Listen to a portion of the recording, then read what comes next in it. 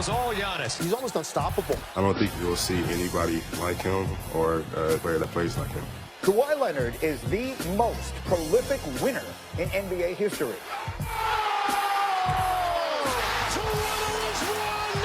Right now, this dude is the best basketball player on planet Earth. LeBron James with no regard for human life. He's the king. He's the GOAT. To me, he's the greatest of all time. I want people to say that LeBron James did it his way. Now he's the legend. Bang!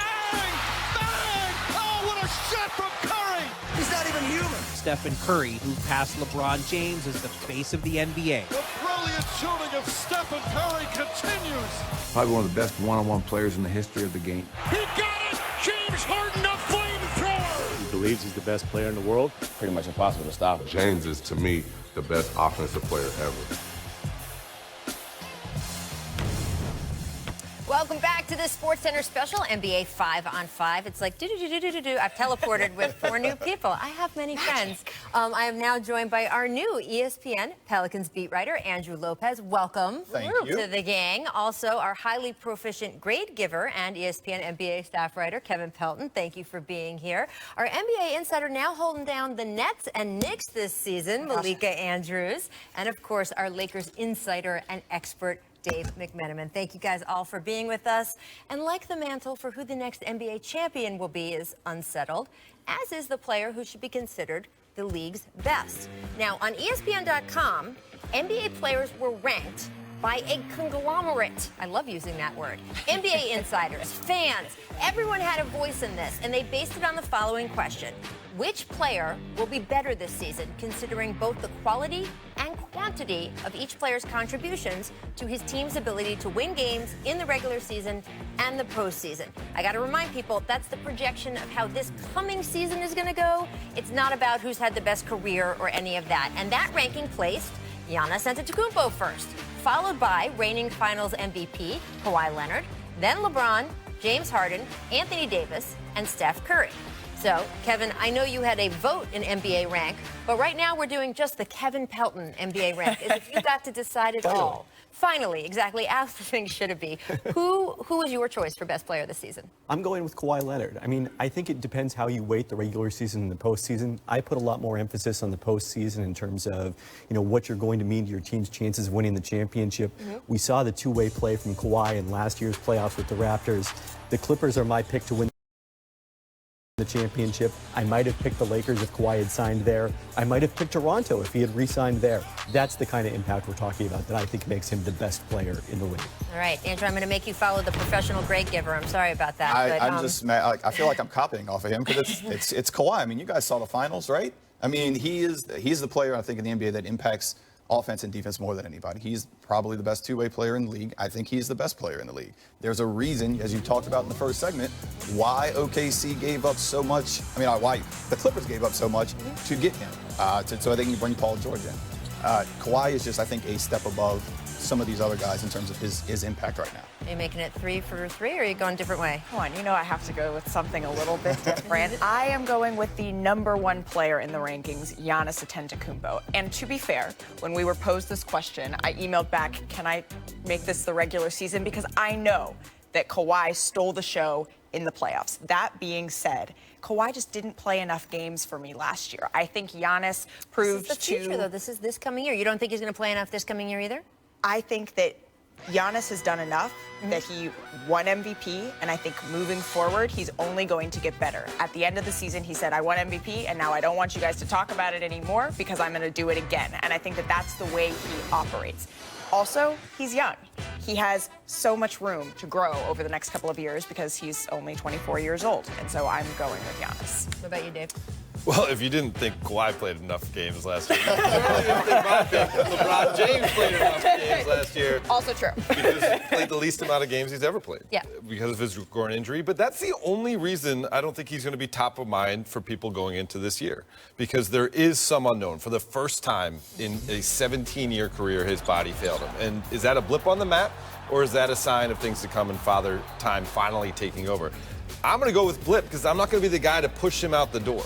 If we're going to talk about the regular season and the postseason, the last 8 times this man played a game in the first round, he was playing a game in the finals. And so if he can get through the regular season, manage his body, have the extra motivation, the way people have been talking about in the offseason, get that team to the playoffs, I think we'll all be reminded of the special player that he is. All right, so you guys all named a lot of guys, but by the way, 2 former MVPs, James Harden, Steph Curry, not on anybody's top of mind here. What do the former MVPs have to do to merit best player consideration? Come on. To me, the best player is not necessarily someone who will be MVP that season. I can think Kawhi can be the best player, but if he sits out 12, 14 games, someone else can be MVP. But Steph and Harden, I mean, it's defense for me. That's why I don't consider them in the best defensive player, the best overall player conversation. Steph was 143rd in defensive RPM last year. Harden was 248. There's your upset of the day, by the way, if someone not named Kevin Pelton mentioning RPM on the show. But I think once that's kind of what holds them back from, to me, being the best player. And Giannis, obviously, when making your pick, you got to think of a two-way player. You got to think of a two-way player. And we were back in the green room. We were talking about this. And it's like if you're running away from a player, if so you feel someone's coming up behind you. Steph's coming behind you. I'm feeling a little aggressive today.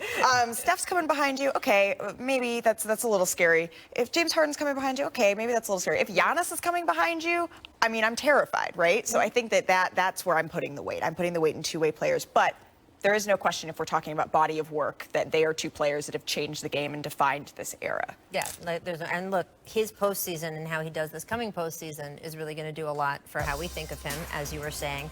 Dave, that's a question I really have for you, because Draymond Green's litmus test, right, is that there are 82-game players, but then there are 16-game players, right? You talked about LeBron being a 16-game player. There's no question about that. Is there anyone in your mind who is going to sort of dazzle us this coming postseason who you think is ready to make a leap into that category of guys we know are the 16-game players? Yeah, and the guy, it was a guy who was a 2-round player last year for Philadelphia. And even when that happened, it was right before game time whether we're going to get him on the court or not. Yeah. But Joel Embiid. I think he has the most dominant game of any individual player in the league right now. All the reports are coming out that he's lost some weight in this offseason, obviously motivated to make up for that 7-game series loss to Toronto last year. And Kawhi's not in the East anymore.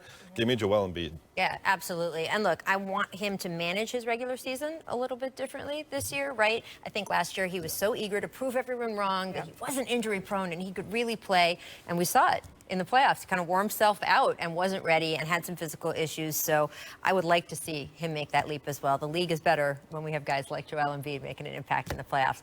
Thank you to you guys for joining me. We're going to do this a little bit, and you'll have more people popping on the set. Coming up, not every season is going to be the smoothest. Which franchise will be a team of turbulence this coming season? Oh, I'm here for that.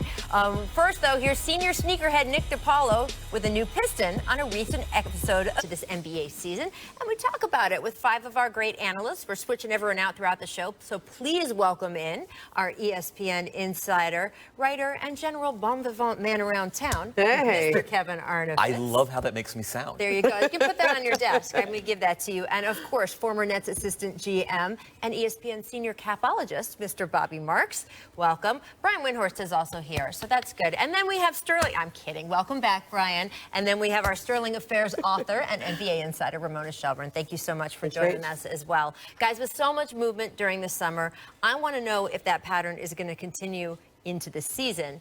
ESPN insider Adrian Wojnarowski has one team to keep an eye on as this season commences. The NBA's February 6th trade deadline, it's only a little over 4 months away. A lot's going to happen in the league this season that'll impact and dictate how that deadline plays out. But one thing you can almost assuredly count on, the Oklahoma City Thunder are going to be in the middle of it all.